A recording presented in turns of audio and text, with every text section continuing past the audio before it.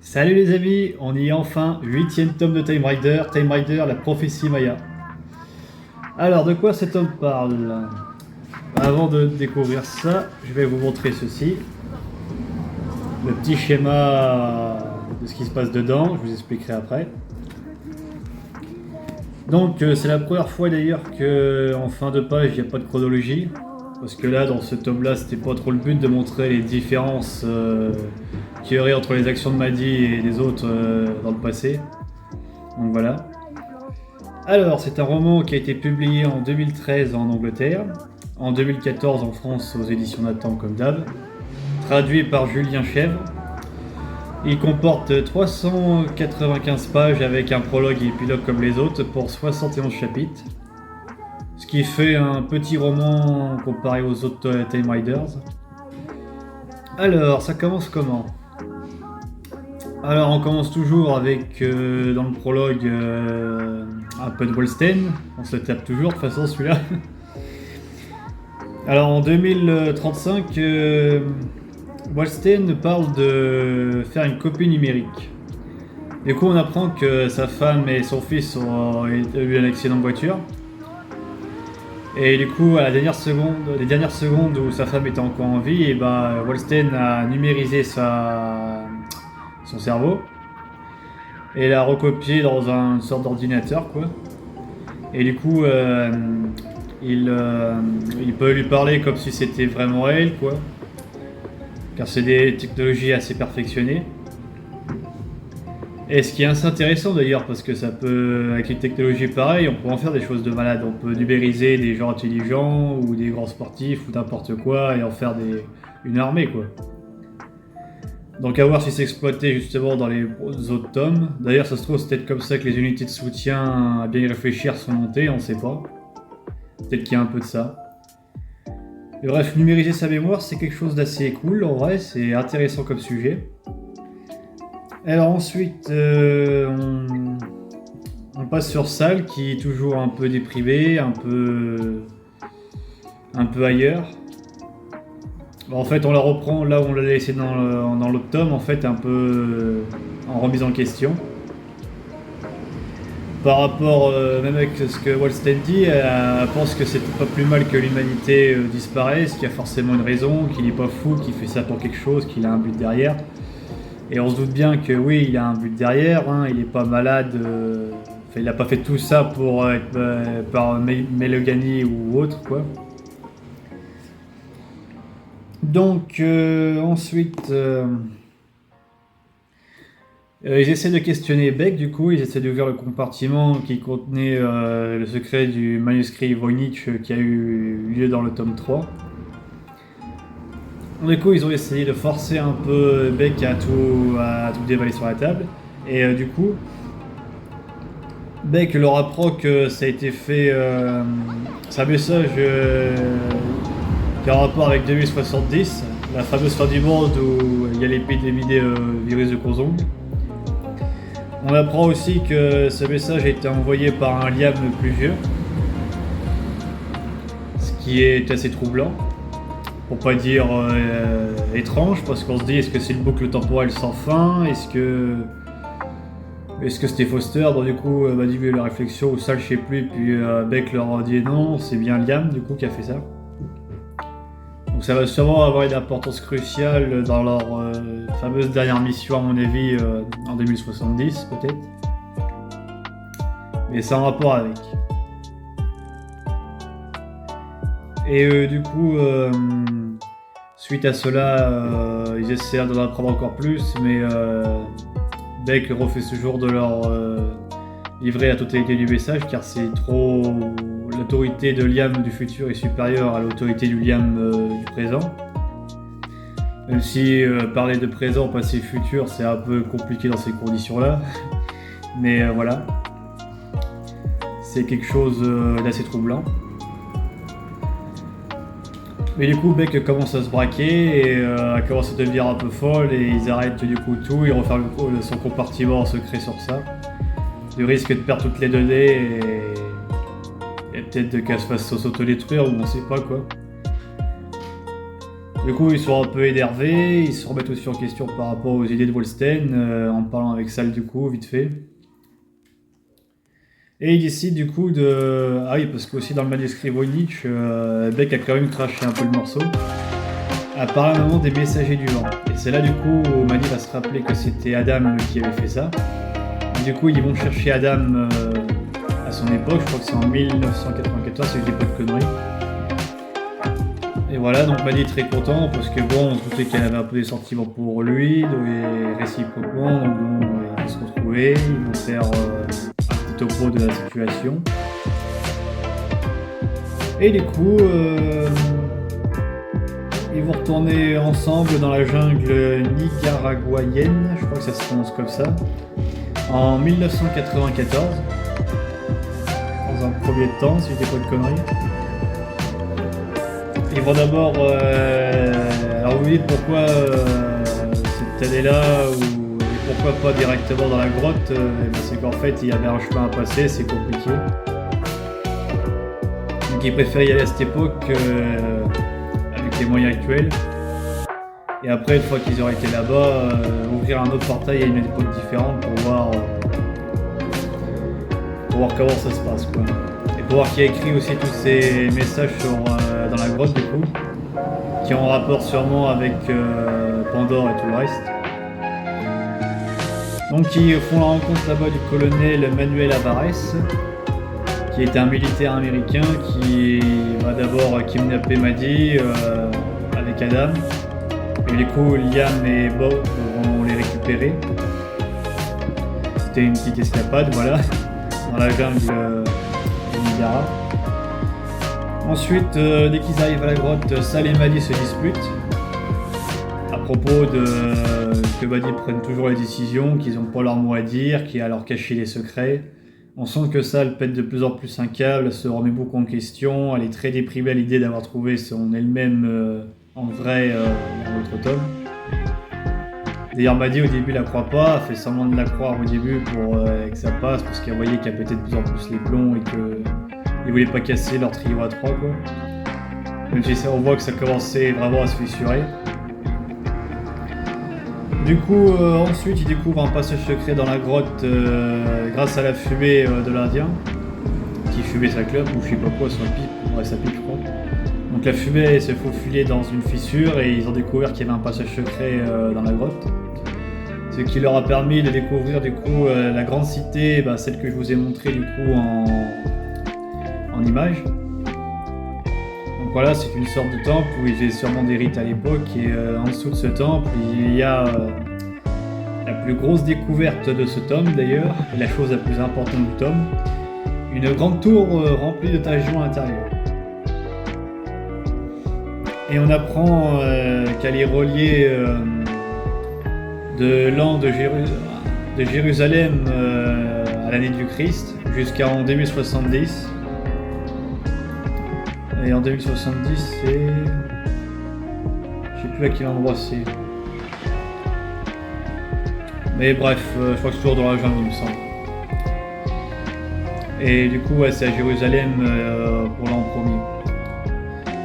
Comment on le sait? Parce que Bob et Beck font des calculs avec des tagions et puis ils partent à deux époques différentes, à 200 années d'intervalle. Beck c'est après l'année 2070 et Bob c'est dans les années 1800, quelque chose comme ça. Et du coup c'est comme ça qu'ils font le calcul et qu'ils voient que la tour de Tagion fait de cette époque-là, cette époque-là, qu'elle traverse complètement cette époque.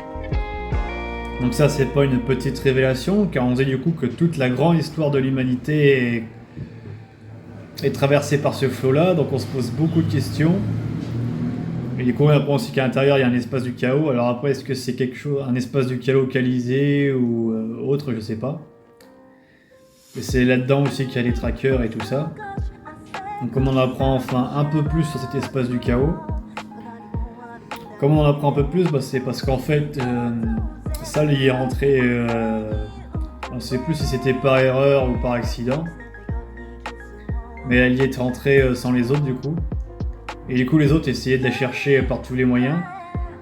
Donc grâce à Bob et Beck, ils ont découvert quand dans les années 1500 il y avait une interférence dans cette grosse colonne, donc du coup ils pensaient que c'était Sal, ils sont retournés à cette époque là pour entrer dans la tour et récupérer Sal.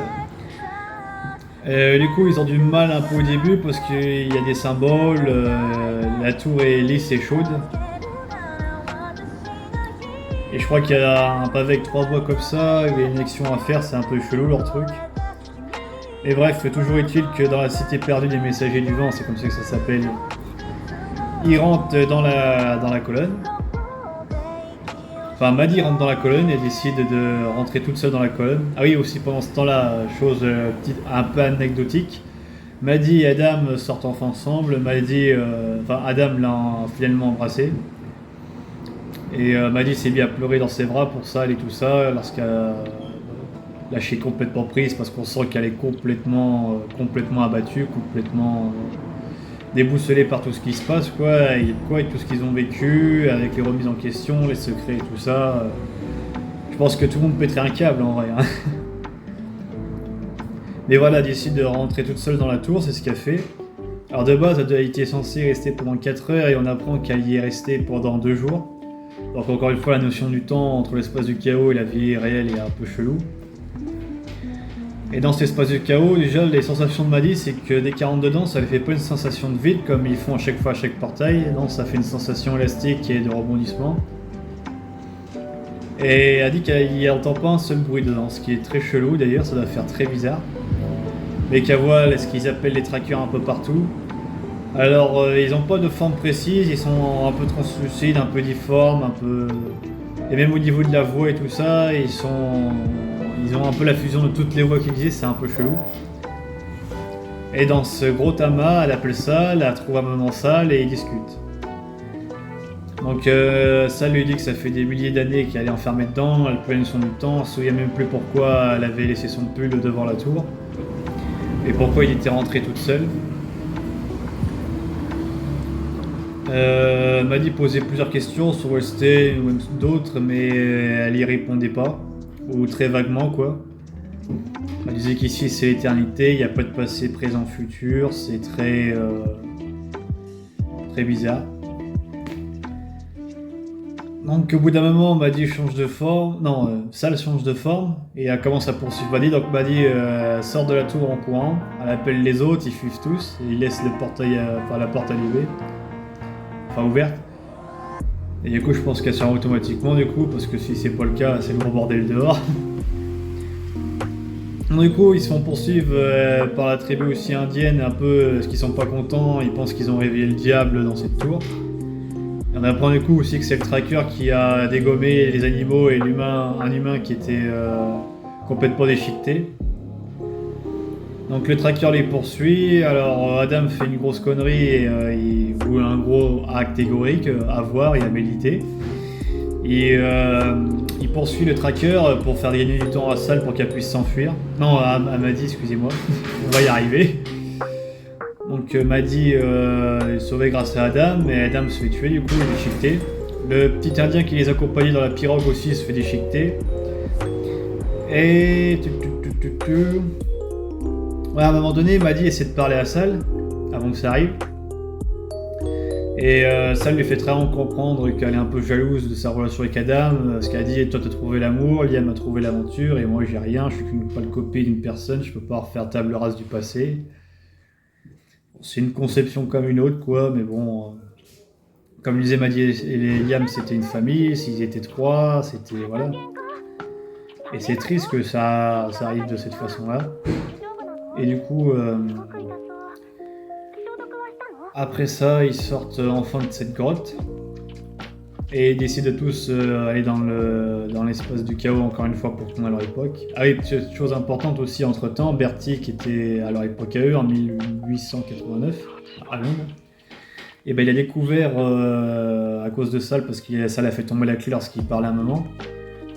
Il est rentré dans le cachot, il a découvert la machine à voyager dans le temps, il a écouté tous les membres de l'équipe et tout ça, et puis il est rentré par inadvertance dans un portail avec Maddie.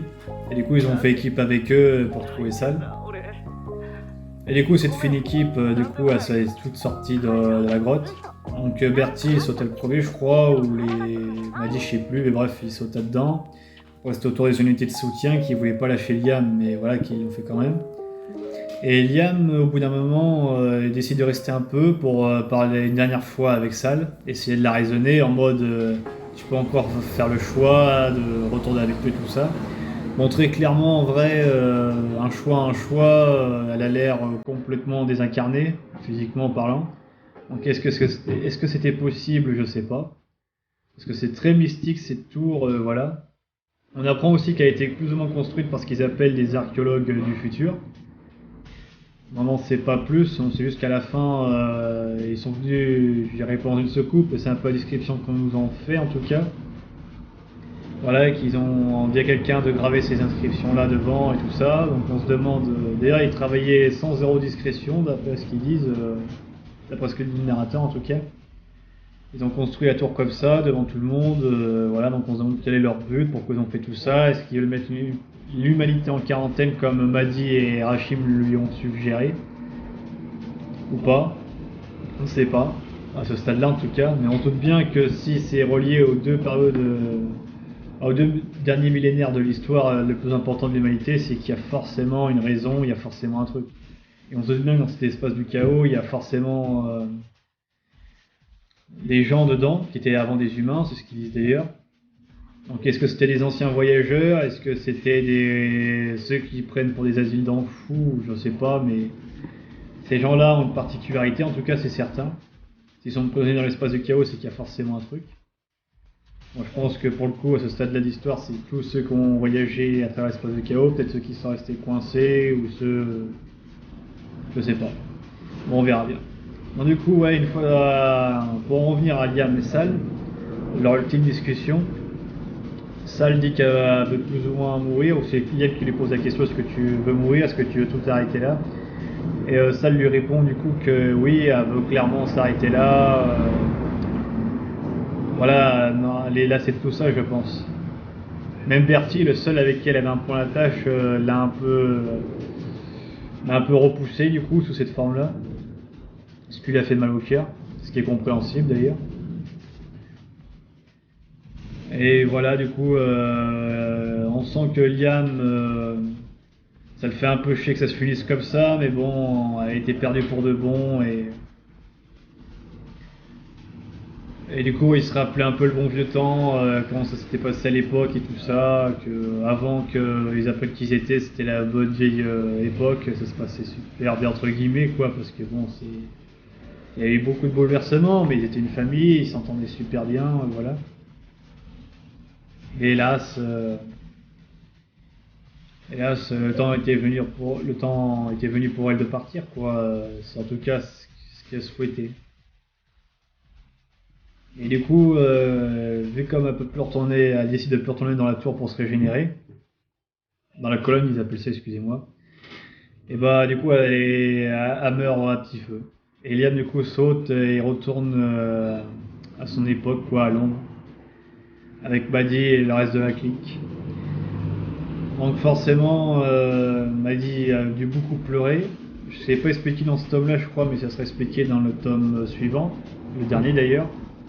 Tout ce qu'ils ont fait durant ce petit laps de temps, parce que entre avoir perdu Adam, qui était l'amour de sa vie, et avoir perdu Sal, qui était comme sa petite sœur, et ben ça lui a fait un sacré choc émotionnel, donc du coup ils ont un peu voyagé tout ça. Et ils ont dit quand ils étaient sur la plage que du coup il va falloir des réponses, donc ils vont sûrement aller voir Walsten. Et peut-être aller à l'époque de Jérusalem aussi, pour enfin en finir une bonne fois pour toutes avec tout ça, et que les raisons soient bonnes ou pas, qu'ils ont des explications sur qu'est-ce qui se passe, pourquoi ils ont fait tout ça. Donc on doit préserver l'humanité qui meurt en 2070. Voilà, ils vont avoir des réponses sur tout ça. Et ou ils veulent des réponses, oui c'est ça. Et du coup, pour en revenir à mes impressions sur ce tome-là, ouais, au passage, le Bertie s'appelle Herbert George Well, un truc comme ça. Le célèbre romancier qui a écrit un roman sur la machine à voyager dans le temps et je sais plus quel autre truc. Donc rien que ça, voilà, c'est pas rien. Et du coup, on apprend aussi plus tard que, je crois c'est en 1936, qui dit Oui, je pense avoir rêvé tout ça. Je pense que ça a quand même eu lieu, mais d'un autre côté, ça avait l'air tellement surréaliste et tout ça. D'ailleurs, lui aussi est triste pour ça en même temps, ce qui est logique. Mais voilà, grosso modo, tout ce qui se passe dans ce tome-là. Et moi, mes impressions, bah déjà, c'est l'avant-dernier tome avant le grand final, la grande fin. C'est un tome qui est très différent des autres parce que là, c'est la première fois que toute l'équipe part en même temps dans une mission, avec des gens en plus. Et c'est également la première fois qu'ils y vont, non pas pour résoudre un problème ou pour une connerie qu'ils ont fait, mais pour chercher des réponses. Donc c'est pour ça qu'il n'y a pas de changement de chronologie et tout ça. Mais qui voilà, il y a juste, c'est vraiment un tome de préparation pour le 9e où on nous donne quelques éléments de réponse avant le grand final. Et c'est un tome qui est assez touchant quand même parce qu'on perd l'un des trois personnages principaux. Bon, vous allez me dire, on l'a perdu dans le tome 1 et Liam dans le tome 7. Mais bon, là, c'est définitivement quoi. Donc, d'ailleurs, oui, chose que je me posais durant ce tome, pourquoi ils n'ont pas essayé de récupérer Sal à une époque avant? Comme ils ont fait avec Liam en fait dans le 7. Voilà, il était mort au bout d'un moment, au bout de 20 ans, dans la chronologie du 7. Et ils ont essayé de le récupérer avant qu'il passe les 20 années dans cette époque-là pour le récupérer. Donc pourquoi ils n'ont pas fait pareil avec Sal du coup? C'est une question que je me pose. Alors est-ce que la récupérer à l'époque Maya, ça aurait été une bonne idée avec les gens et tout ça, les portails? Bon, en vrai, c'est une excuse comme tant d'autres, mais en vrai, ils auraient dû. Après, pourquoi ils l'ont pas fait? Bah, est-ce qu'ils sentaient vraiment que peu importe ce qu'ils diraient, ça, elle était fini, il n'y avait plus rien à faire? Ou est-ce qu'ils y ont pas pensé? Mais bon, ça me choque quand même qu'ils y auraient pas pensé. Ou est-ce que ils ont un peu changé d'avis par rapport à toutes les révélations qu'ils ont eues et qu'ils se sont dit, bon, autant se laisser aller, je sais pas. Mais ouais, c'est troublant qu'ils essaient de pas récupérer ça de cette manière-là avec leur machine, mais ouais. Et pareil pour Adam aussi, ils pourraient essayer de le récupérer. Après, peut-être qu'ils veulent d'abord avoir des réponses de Wallstein, et qu'après ils vont récupérer les deux autres personnages, du coup Adam et Sal. Mais ouais, parce que bon, ça serait con de perdre des proches alors que t'as une machine pour les ramener, quoi. Complètement. Et voilà. Donc il y a eu ça. Ouais, dans ce tome-là, il parle pas trop de la tristesse de Liam et Maddie après avoir perdu Sal et Adam. Mais ils en parlent en plus dans le 9. Parce que ouais, ça fait un peu choquant dès qu'ils passent directement en mode vacances. Voilà. C'était un oubli de l'auteur qui a rajouté dans le 9 du coup. Et moi, ce que j'en ai pensé globalement de ce tome, c'est que c'est l'un de mes préférés, si ce n'est mon préféré avec le 7. Parce que là, on a toute l'équipe au complète, on a des révélations, on a un peu d'amour, on a des choses qui changent aussi dans le groupe, des remises en question. C'est très philosophique et à la fois, ça fait poser beaucoup de questions quand même. Mais ouais, c'est très triste la façon dont ils ont perdu Sal. Et puis on sent que Sal avait beaucoup de rancœur envers Maddy. Envers l'équipe même, ils étaient en mode, mais particulièrement Maddy, quoi, en mode vous m'avez abandonné, ça se fait pas ce que vous m'avez fait. Voilà, c'est très triste. Voilà, la première fois que je l'ai lu, je suis un peu retenu de pleurer, je l'avoue, hein, voilà. Mais c'est triste, quoi. Tu suis ces héros depuis 8 tomes, et voilà, quoi. Et là, tu dis, plus que le 9e à lire, et le 9e à faire la critique analyse. Ça va être un sacré truc, les amis, en tout cas. Bref, je vous laisse, la vidéo va être sûrement assez longue, et pour la 9e critique analyse sur le 9e tome, ça va être encore plus long, je crois. Car je vous expliquerai vraiment toutes mes impressions sur la saga complète, ainsi que ce qu'on a pensé de ce tome-là, évidemment. Bref, je vous laisse, à plus tard les amis. Ciao!